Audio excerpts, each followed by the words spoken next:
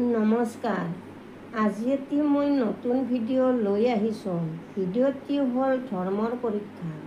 আহকচোন এই ভিডিঅ'টিৰ মাজেৰে আমি কিছু আধ্যাত্মিক কথা জানিলোঁ। আহক এতিয়া কাহিনীটো আৰম্ভ কৰোঁ। ধৰ্মৰ পৰীক্ষাৰ দ্বিতীয় খণ্ড। মণিকুণ্ডল বিভীষণ আৰু অৰূপৰ পৰা বিদায় মাগিলে।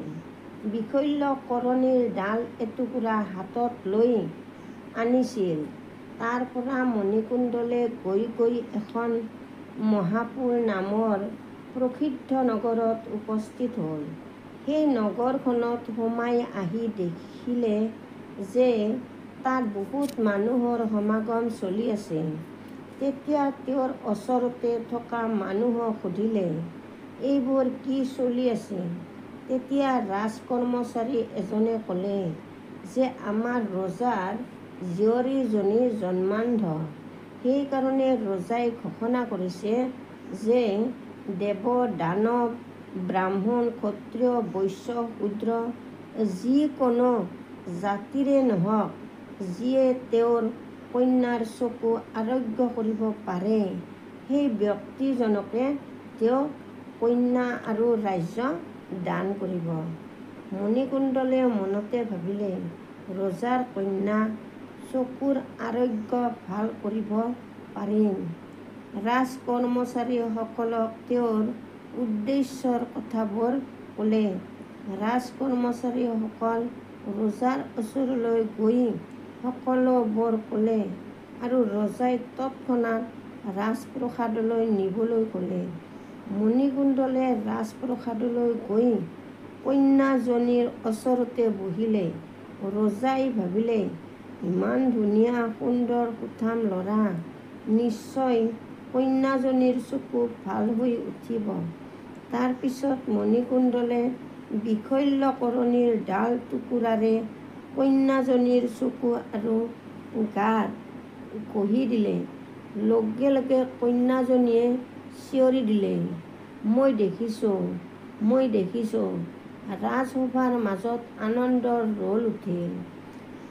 ৰজাই মণিকুণ্ডলৰ সকলোবোৰ কথা জানিব পাৰি মণিকুণ্ডলৰ পিতৃ-মাতৃক তেওঁলোকৰ ওচৰলৈ মাতি আনিলে আৰু ৰজাজনে কোৱা মতে মণিকুণ্ডলক কন্যা আৰু ৰাজ্য দান কৰিলে। মণিকুণ্ডলে ৰজাৰ কন্যাক বিয়া পাতি সুখেৰে জীৱন যাপন কৰিলে। মণিকুণ্ডল এতিয়া এখন বিশাল সমৃদ্ধিশালী ৰাজ্যৰ মহাৰাজ। তেওঁৰ পত্নীও ধীৰ স্থিৰ। মণিকুণ্ডলৰ এতিয়া কোনো অভাৱ নাই। এদিন ৰজাই ৰাজকাৰ্যৰ সংক্ৰান্তত ৰথেৰে ভ্ৰমণ কৰি থাকোঁতে এডাল গছৰ তলত জীৰ্ণ শীৰ্ণ দেহৰ অতি মলিন বেশভূষাৰ এজন মানুহ মাটিত শুই থকা দেখিবলৈ পালে। মানুহজনৰ মুখখন তেওঁৰ চিনাকি যেন লাগিল। এইজনে আছিল তেওঁৰ ভূতপূৰ্ব বন্ধু গৌতম। ৰজা মণিকুণ্ডলে পুৰণি বন্ধুক আদৰ সাদৰ কৰি ৰথত তুলি ৰাজপ্ৰসাদলৈ লৈ আহিল। গৌতমক চিকিৎসাৰ ব্যৱস্থা কৰালে। ধীৰে ধীৰে গৌতম সুস্থ হ'ল। তাক কেইজনমান সাধু-সন্ত মানুহে সদায় মধুৰ শাস্ত্ৰৰ বচনবিলাক শুনায়।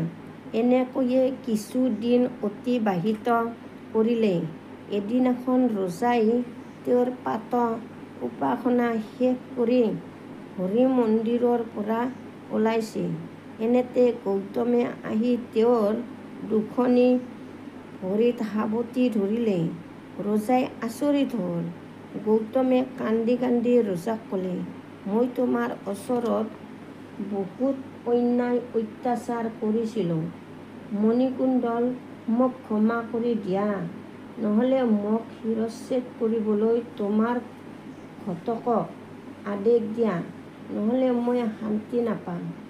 ৰজাই বন্ধুক উঠাই বুকুৰ মাজত সাৱটি ল'লে আৰু ক'লে, বন্ধু, তুমি মোৰ প্ৰতি কৰা অন্যায়বিলাকৰ কাৰণে অনুতপ্ত হৈ এনেদৰে কৈছা, তোমাক মই দোষাৰোপ কৰা নাই, সেইবোৰ মোৰ জীৱনৰ ধৰ্মৰ পৰীক্ষা।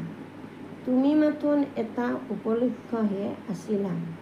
তেতিয়া গৌতমে ৰজাক বৰকৈ অনুৰোধ কৰিলে তাক যোগেশ্বৰ হৰি মন্দিৰলৈ পঠাই দিবলৈ, আৰু অন্তিম ইচ্ছা সি তাত মন্দিৰ পৰিষ্কাৰ অভ্যাসগত বিলাকক সেৱা শুশ্ৰূষা কৰি জীৱন কটাব খোজে। ৰজাই শেষত দুজন সাধুসন্তৰ লগত তাক হৰি মন্দিৰলৈ পঠাই দিলে। ভগৱানে কেনেকৈ মানুহৰ ধৰ্মৰ পৰীক্ষা লয়, এই কাহিনীটোৰ মাজেৰে জানিব পাৰি। সেয়েহে আমি মানুহবোৰ ধৈৰ্য ধৰি কাম কৰি চলিব লাগে। ধৈৰ্যৰ ফল সদায় মিঠা। এইখিনিতে কাহিনীটো শেষ কৰিলোঁ।